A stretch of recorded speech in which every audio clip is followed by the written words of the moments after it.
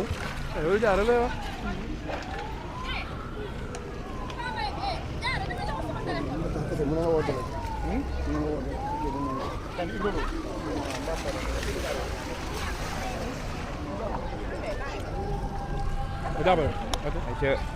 L'arrivée du ministre Birame Souleye ici au quartier Bambara pour xool li nga xamante ni mooy inondation yi ñu interpellé woon démb monsieur le maire tey mu ñëw ànd ak délégation am moo nekk nii ànd ak ki nga xamante ni mooy le ministre Birame Souleye moo ngi noonu tey di xool si li nga xamante ni mooy quartier bi ñu ngi fii quartier Bambara auprès des cimetières te mi ngi noonu ministre baa ngi noonu ànd ak li nga xamante ni mooy délégation am ñoo ngi noonu.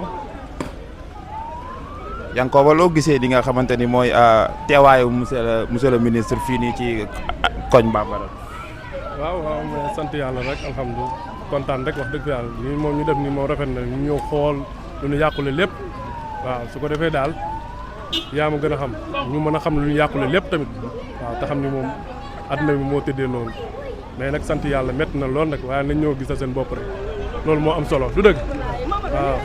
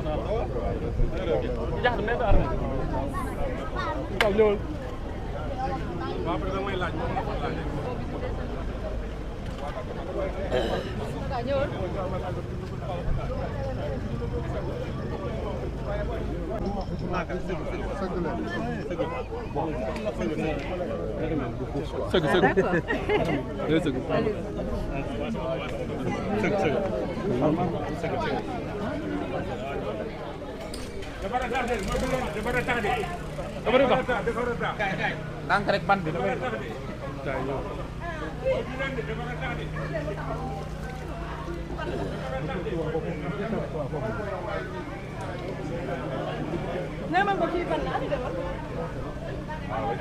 ban la saw du infiltré quoi mur moo tax ndox dugg quoi avant-hier ñëwoon nañ waaw comme lu refusé de partir ñu ci benn pompe ñu tawaatee avant-hier rek ok ñëw naa formation ak les services ñu ko benn pompe waaye pompe nag avec à grand débit en permanence fini parce que tout le temps dafay am ndox mais nag c'est le mur là qui a cédé moo tax ndox bi dugg quoi dugg voilà seen bagage yëpp nag moo yàqu bagage yëpp ñoo yàqu la terre est argileuse quoi donc bu infiltré quoi ndox bi ñëw ndox bi doon tàgg yëpp dafa ñëw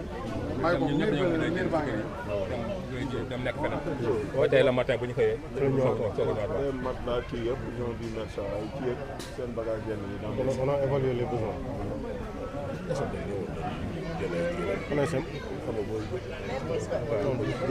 ana borom kër mi ngi nii maa ngi taxaw c'est quête là ok je suis là ok je suis là ñu ngi masaw baax non on est ensemble ce qu'on va faire on est ensemble ce qu'on va faire mooy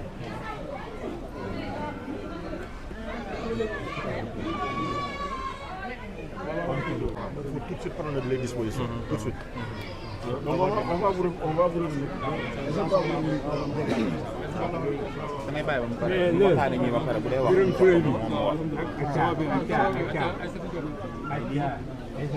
yi kenn ko fi diisoo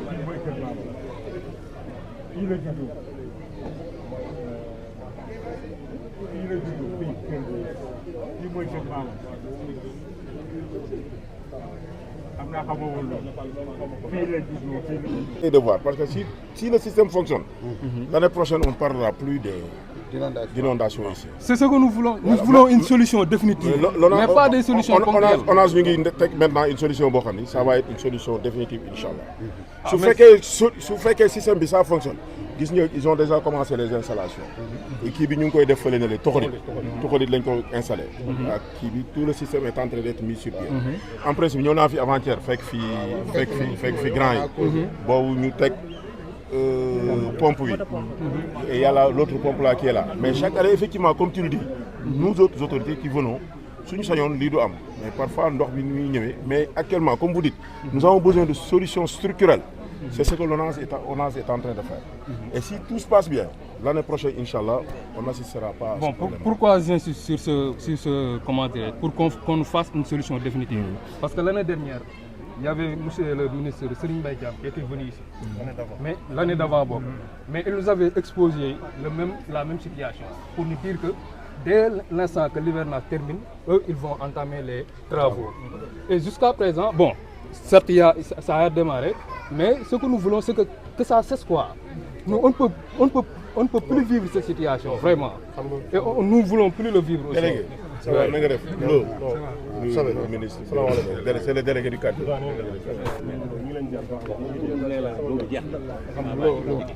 Non, moi, ce que je vais vous dire, personne ne veut de cette situation-là. Personne, quel dit. Nous avons été maires dans les communes de Thiès. Nous on a été maires dans les communes de Thiès. Nous savons ndox bi situation bi muy def. Bu fi li nekkul woon micro parce que li ñuy wax bëgguñu muy nekk ci mbedd mi. Dinañ la wan loo xam ne ay démarches depuis le 1er juillet 2024 sur le traitement des situations des eaux dans les communes de Thiès. Des démarches que nous entreprenons, mais bien qu'on sur la place publique, parce qu'on n'est pas là pour dire on a fait ou on a dit. Est-ce que vous voyez ce que je veux dire? Maintenant, il faut qu'on fasse la distinction entre ce que je disais tout à l'heure, inondation et forte pluie. C'est différent. C'est que l'inondation, on peut faire une semaine de parce qu'on est inondé. Est-ce que vous voyez? Avec la forte pluie, c'est des précipitations importantes qui vont circuler, mais qui ont besoin de temps pour circuler. Et comme vous avez dit, pendant des années et des années, c'est vrai, moi je peux dire que les municipalités n'ont pas les moyens, parce que on peut ne pas voir l'État. Mais ce sont les maires qui viennent, rembler. Le rembler, effectivement, c'est une situation pour une année. C'est une situation ponctuelle que ça règle. Mais enfin, les véritables solutions sont des solutions structurelles. On est en train de poser les actes. On ne vous dit pas que ça va se faire. On vous dit que c'est en train de se faire. On dit les gens sont en train de poser aujourd'hui des mécanismes pour régler ce problème-là. Ce qu'il y a lieu de faire, c'est accompagner la démarche. Si vous avez un problème, nous sommes mobilisés. Je viens de dire au préfet, on va être là pour que l'on comprenne que l'État doit nous accompagner dans les solutions. Et ce que l'État est en train de faire, c'est des réponses à cela. Aujourd'hui, est-ce qu'il y a une étude complète? Ça aide l'État, conduite ici à l'échelle locale, pour dire problème bi ñu japp nañu buñ ko bëggé régler yoon bi ndox bi jaar distance yi ndox bi wara jaar bo doon taf de aujourd'hui ngay def comment on l'appelle jaxaté non même quand tu construis le mécanisme le mécanisme de radier ou de pompage etc. boko doon défar fan lay jaar yan distance lay couvrir pour ndox mëna génn est-ce que xam nga aujourd'hui premier point de réception des eaux quand on pompe d'ici? Parce qu'on réfléchit sur des solutions. Je dis au préfet, on a deux options. Les options quelles sont les options que nous avons? Tout de suite. On a l'option peut-être des hydrocureurs, mais on a l'option du pompage. Mais pompage, beaucoup de def, tuyau bi ngay indi ni war nga xam tuyau bi fi ngay mais fan nga koy sanni ji pour mbañu dugg ci kër jambour mu dem est-ce que vous voyez? Est-ce qu'on a analysé suffisamment ça? Ñun ñëpp on est interpellés. Maintenant, chaque fois qu'il y a un problème, en attendant cette solution structurelle, vous réglez la question définitivement. Et ce n'est pas seulement ici. Partout dans le Sénégal, on est confronté à ce problème-là. Parce que nous savons les cycles des 25 ans de cycle de l'eau, on est dans le cycle des 25 ans qui vont être des plus importants. Bon, mais qu'est-ce qu'on fait? Aujourd'hui, quand on n'a pas de matelas sec, parce que ndox bi bu bété ni dugg ci kër gi kenn mënu ndox wax ndox bi xaaral ma yëkkat sama matelas ndox du la laaj. Les kër gi amul matelas qu'est-ce qu'on fait? Saako ceeb bi nekk ci biir kër gi ndox mi jël ko qu'est-ce qu'on fait mënatuñ ko togg dëgg la dëgg donc c'est un ensemble de solutions des solutions urgentes là et maintenant hic et nunc fii ban solution lañu fiy génne ça on s'engage dans la mesure de nos efforts individuels et collectifs parce que duñu xeeb sa 100 francs duñu xeeb sama 100 francs nañ ko boole pour ne ñii ñooy nekk les premiers impactés asamaan saa ngi xiin day tawat dañuy mun ku ne mën ngaa suul xorom wala nga ñaan mais boo nee taw day taw quelles sont les solutions immédiates qu'on travaille ñun ñëpp ensemble sur ces solutions là et qu'on informe l'autorité yaa ngi dégg ne solution définitive bi ñu war a am fii gannaaw on a identifié tous les points de sortie fii la xam nga point de réception fii la lii la ñu war a def on est venu pour ça et on informera juste et on n'a jamais cessé d'informer qui de droit pour rappeler que ni ñu amee préoccupation sur l'étendue du territoire national xëy na sañu ma taxaw fi ne Thiès moom intéressé mais bu amee fu ñuy ñëw Thiès la ñuy ñëw est-ce que vous voyez bu ñu paree ni mu amee fii noonu la amee fële ca Ngent ca Thiès Nord noonu la amee feneen ak feneen ak feneen est-ce que vous voyez ce que je veux dire donc travaillons ensemble pour structurer ces réponses-là et qu'on travaille li mën a nekk tey nañ ko def cette maison-là bu la laajee tey lan ban solution indi ma matelas tout de suite lañ lay wax waaw nañ dem lijjanti matelas indi ko pour xool tous les impacts mais on va y travailler ensemble. Vous étiez là, monsieur le maire.